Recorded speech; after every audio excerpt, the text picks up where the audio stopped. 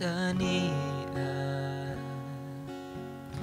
ang kasing-kasing ko o hinloi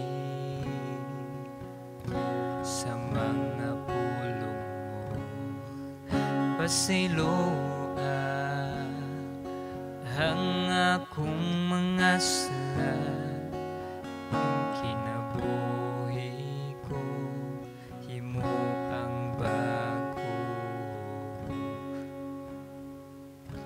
o Diyos ania ang kasing-kasing ko og hinloi sa mga pulong mo pasiloa ang akong mga sala ning kinabuhi ko himo ang bago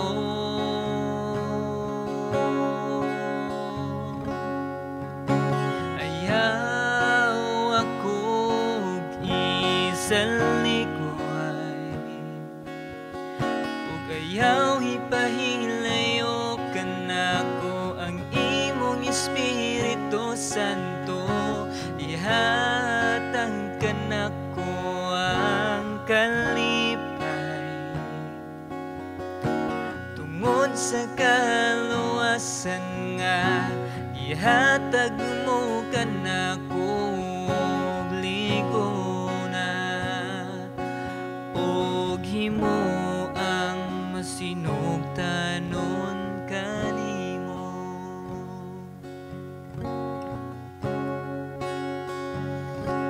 o Diyos ania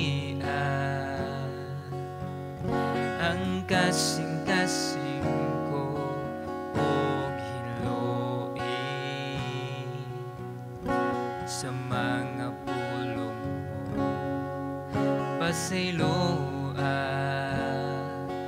ang akong mga sala ning kinabuhi ko himo ang bago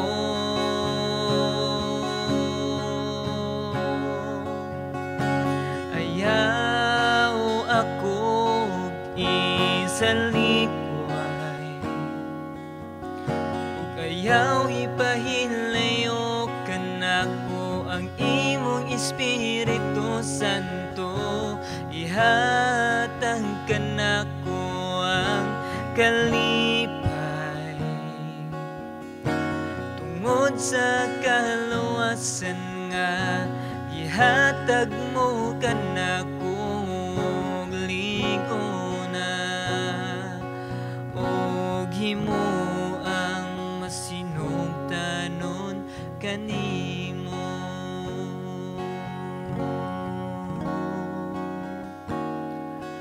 og himo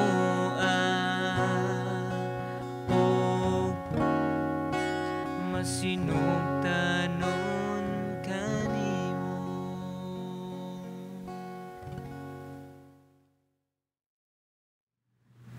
Mayong adlaw sa tanan. Ang ato nga passage karon padayon ta sa ato ang series sa libro sa Lucas kapitulo 7 unya sa bersikulo 11 na ta hangtod sa 17. Again atong passage sa Lucas kapitulo 7 bersikulo 11 hangtod sa 17. Magisgot mahitungod sa usa ka byuda nga ang iyahang naginusarang anak nga lalaki namatay apan gibanhaw sa Ginoo. Now kung inyong nakita ang ato ang passage karon, pwede ninyo pag-ablihan kung aduna mo yung mga Biblia, either electronic or hard copy. Samtang magbasa ko, pwede inyong sundon sa inyong mga mata. Nagingon ang pulong sa Ginoo sa bersikulo 11. Unya wala madugay miadto si Jesus sa lungsod sa Nain. Mikuyog kaniya ang iyang mga tinun-an ug ang usa ka dakong panon sa mga tawo. Sa pag-abot niya sa daghang ganghaan sa lungsod, mao gayoy pagula sa mga tawo aron maglubong og minatay. Ang minatay bugtong anak nga lalaki sa usa ka byuda ug mikuyog kaniya ang daghang mga tawo gikan sa lungsod. Sa pagkakita ni Hesus sa biyuda, naluoy siya ug mingon sa babae, ayaw paghilak. Unya miduol si Hesus ug gihikap niya ang lungon ug mihunong ang mga tawo nga nagyayong sa lungon. Unya mingon si Hesus, dung bangon. Mibangon ang batan-on nga patay na unta ug misulti. Ug gitugyan siya ni Hesus ngadto sa iyang inahan. Nahadlok og nahibulong ang tanan ug gidaig nila ang Dios nga nag-ingon, usa ka gamhanang propeta ang aniya uban kanato, ang Dios mipadayag og pagtagad sa iyang katawhan. Mikaylap sa tibok Judea ug sa kasikbit nga kayutaan ang maong balita mahitungod kang Hesus. Now ang ato ang tema or adlaw is in any tragedy Jesus is the hope, or sa bisan unsa nga trahedya si Jesus ang taglaom. Ito ibaw na ito ang mga ulo, magampo ta. Ginong Dios nga gamhanan, dalaygong ka nining orasa. Salamat sa imong padayon nga pag-atiman, sa imong paghigugma sa matag usa kanamo. Lord, nga niasa kami usa ka dako sa opportunity sa matag usa kinabuhi nga diin freely mi nga maminaw si mo nga mga pulong. Lord, i-open among mga kasing-kasing, among mga unahuna, Holy Spirit, illuminate us so that matag usa kanamo able nga maka-understand ug labas sa tanan ma-apply sa mga pagkinabuhi ang imong mga pulong. Salig kanimo ang among mga oras karon sa pangalan ni Jesus. Amen. Again, ang ato nga topic is mahitungod sa bisan unsa nga trahedya si Jesus ang paglaom. Now, sa previous nga verses sa ato nga passage is like si Jesus nagheld or nag-ayo sa sulugoon sa usa ka centurion nga diin dunay sakit or gani ang mga sakit is grabe na nga padulong na mamatay ang iya nga sulugoon. And then after si Jesus nag-ayo sa mao nga sulugoon, kauban ng mga disipulo ni Ginoong Hesus ug ang daghan nga mga tawo is ninguban ni Hesus padulong sa lugar sa Nain nga diin ang Capernaum ug Nain is may gilayon siya nga 25 miles or i-convert sa kilometers like something 40.23 kilometers. So medyo layo-layo ang gilaktan ni Ginoong Hesus ug kauban sa mga tinunan ug sa daghang mga tawo. So grabe ang effort ni Ginoong Hesus sa iyang ministry. Nga diin kining lugar sa Nain is usa ka gamay nga lungsod nga sakop siya sa south nga area sa Galilea. Unya something like dool ra siya sa Nazareth ang mao nga lugar sa Nain nga diin si Ginoong Hesus niadto. Nga diin ang ministry ni Ginoong Hesus is dili lang kay sa pagsangyaw sa maayong balita, but also ang pag-ayo sab sa mga masakiton nga mga tao ug ang pagbanhaw sa mga minatay sa iya nga panahon, physically and bisan spiritually nga nahimulag diha sa Ginoo. Now, si Ginoong Hesus sa iyang nga paglakaw padulong sa lugar sa Nain, samtang siya padulong nga mo sulod sa ganghaan, iyang nakita ang daghan nga mga tao nga diin nagyayong or sa amo nga term or ato nga term nagdayong sa lungon nga dunay minatay nga sulod. Nga diin pagkakita ni Ginoong Hesus is dunay usa ka byuda nga diin mao ang inahan sa usa ka minatay nga bata nga padulong ilubong nga naghilak. So kinsa may di maghilak or kinsa may dili maguol nga imuhang anak namatay. So like kung ibutang nato sa ato ang sitwasyon is like simpre maguol or grabe ang hilak, grabe ang kasakit nguna na ug mausab na ang nasinati sa usa ka babay. Ug sa pagkakita ni Ginoong Hesus, like iyang nakita ang babay nga byuda. So byuda, but pasabot wala na ibana. Unya namatay pagid ang iyang nag-inusarang anak. Now, nini nga orasa is dunay duha ka butang atong pagahisgutan nga diin sa bisan unsa nga trahedya ang Ginoo mao ang paglaom. Ang una nga butang nga atong makita diha sa bersikulo 12 hangtod sa 13 sa nga part sa 13 taman. Makita nato diha nga Jesus displayed compassion to the widow, or si Jesus nagpakita og kaluoy sa byuda. Nga din nagingon sa bersikulo 12, sa pag-abot niya sa ganghaan sa lungsod, mao gayoy pagula sa mga tao aron paglubong og minatay. Ang minatay bugtong anak nga lalaki sa usa ka byuda ug mikuyog kaniya ang daghang mga tao gikan sa lungsod. Sa pagkakita ni Jesus sa byuda, unsa ang gibati ni Ginoong Hesus? Naluoy siya. So atong makita ang compassion or ang kaluoy ni Ginoong Hesus sa dihang nakita niya ang mao nga byuda. Like unsa man ang mao nga kaluoy nga gibati ni Ginoong Hesus ngadto sa byuda. Nga diin nagpasabot kini nga maong kaluoy ni Ginoong Hesus ngadto sa byuda, nag-recognize sa mao nga suffering or pag-antos nga gibati sa mao nga byuda, nga dili lang kay gitan-aw sa Ginoo ang naa sa gawas nga na ang mga tao is nagdayong sa mao nga minatay. Like dili lang kay about feelings ang gibati ni Ginoong Hesus nga kaluoy ngadto sa byuda, but ang mao nga kaluoy nga gipakita ni Ginoong Hesus ngadto sa byuda, like deep sa kasing-kasing ni Ginoong Hesus nga diin ang mao nga kaluoy ni Ginoong Hesus, like something nang makita or something like dunay kanang gibug-aton diha kang Ginoong Hesus nga diin ngadto sa usa ka byuda nga nag-antos or nagmagulanon tungod sa panghitabo. Now ang kini nga byuda, like kung atong makita is grabe ka subo ang iyahang nga panghitabo tungod kay ngano man before namatay ang iyahang nag-inusarang anak nga lalaki, like una nga namatay ang iyang bana. So grabe ka kanang guol or grabe ka sakit or grabe nga trahedya ang nahitabo or na-experience sa usa ka babae nga diha sa iyang nga kinabuhi. Nga diin like something ang usa ka babae, like something completely kanang nag-inusara siya. Wala na iyang bana, wala iyang anak. Like dili na siya protected tungod kay wala na say kauban nga lalaki sa iyang inside sa iyang family nga pwede mga makauban niya. That's why sa Old Testament o sa New Testament command sa Ginoo nga kinahanglan nga tabangan ang mga byuda. Naa sa Old Testament makita nato like sa Deuteronomy kapitulo 10 bersikulo 18. Unya sa New Testament like na diya sa James chapter 1 verse 27.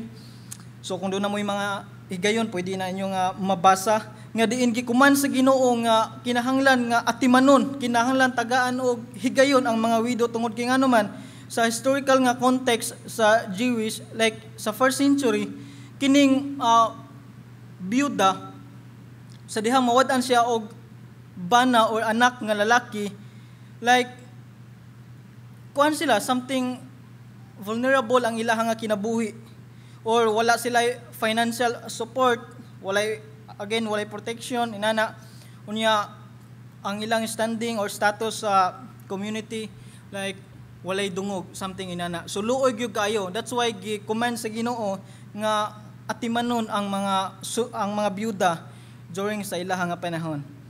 Nga diin siguro dili lang kay nindot nga i-command nga sa una lang, but nindot sab siguro nga hantod karon nga atimanon or tagaag pagtagad ang mga byuda. Labi na sa katong mga walay income inana. Kini nga bersikulo atong makita ang kaluoy or ang kinaiyahan ni Ginoong Hesus nga diin nagpakita ngadto sa byuda. Nga diin samtang si Ginoong Hesus nagsulti sa byuda, wala nagpasabot nga like ang iyahang gitan-aw nga mao nga kasakit sa daghan nga mga tao tungod sa usa ka bata nga namatay. Nga diin sa bersikulo 13 nga sa pagkakita ni Jesus sa byuda naluoy siya.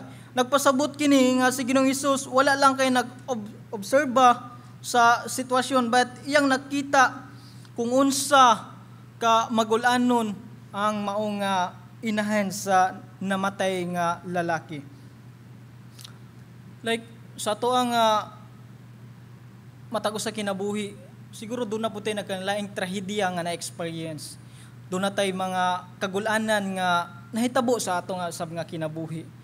O dili nato madinay nga masakitan ta, dili nato madinay nga mutulo ang atong mga luha. But pagkanindot nga diin bisan ni ana nga mga panghitabo sa atong kinabuhi, dili nato makalimtan nga ang Ginoo mao ang atong paglaom. Now, ang ikaduha nga point nga atong makita sa atong nga passage nga diin sa mao nga kaluoy nga gipakita ni Ginoong Hesus ngadto sa babay is dunay action. Duna siya gibuhat. Dili lang kay with feelings ang iyang nga kaluoy, kundi dunay action nga kauban. Ug mao ni ang atong second point nga diin makita sa 3C na part sa B antod sa versikulo 16 nga Jesus comforted the widow, or si Jesus gihupay ang biyuda. Sa versikulo 13 na makita nato diha, si Jesus mingon sa babay, ayaw paghilak. So like something comforting nga mga pulong nga gisulti ni Ginoong Hesus ngadto sa babay.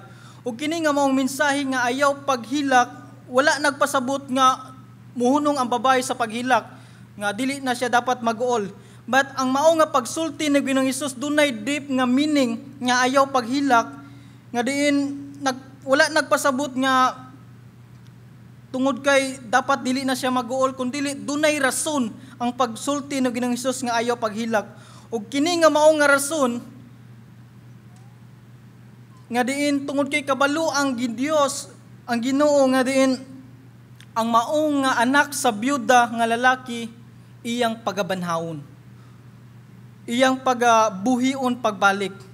Tungod kay nasayod ang Dios nga diin kaya niya nga buhion pagbalik ang mga bata. Og that's why giingnan niya ang babay nga ayaw paghilak, or hunong paghilak, tungod kay kana ang mao nga pasabot buhion sa Ginoo ang iyang nga anak. So usa ka pulong nga mag-comfort sa usa ka babay.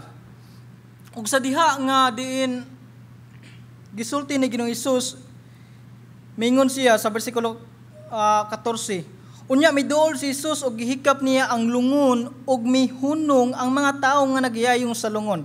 Unya mingon si Jesus ngadto sa bata, gingnan niya, "Dung, bangon." Sa inyong una, mibangon ka ha.